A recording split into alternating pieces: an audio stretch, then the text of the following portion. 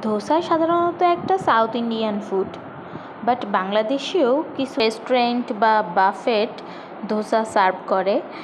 তেমনই এটা ধানমন্ডির একটা বাফেটের ধোসা মেকিং ভিডিও।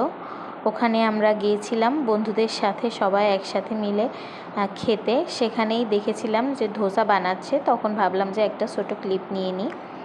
তাই আর কি ওখানে দাঁড়িয়ে দাঁড়িয়ে আমি একটা ছোট ভিডিও বানিয়েছিলাম। এটা তারই ভিডিও।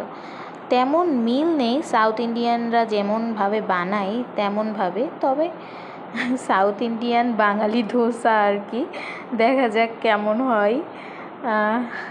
এটা কি দিয়েছে এটা আমি বলতে পারবো না, আর আমি খেয়েও দেখিনি। আমি সেদিন আসলে ফুল হয়ে গিয়েছিলাম, আমার আর ধোসা খাওয়ার মতো পেটে জায়গা ছিল না বলে আমার আর খাওয়া হয়নি। বাংলাদেশের কোনো রেস্টুরেন্টে আপনারা যদি ধোসা খেয়ে থাকেন তাহলে অবশ্যই জানাবেন যে বাংলাদেশেরা আসলে কেমন বানায়।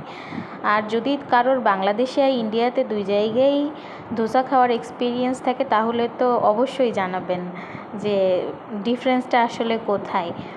আমার দুই জায়গার কোনো জায়গায় খাওয়া হয়নি, এজন্য আমি কিছু বলতে পারছি না, শুধু দেখাতে পাচ্ছি যেহেতু আমি বানানো দেখতে পেয়েছি।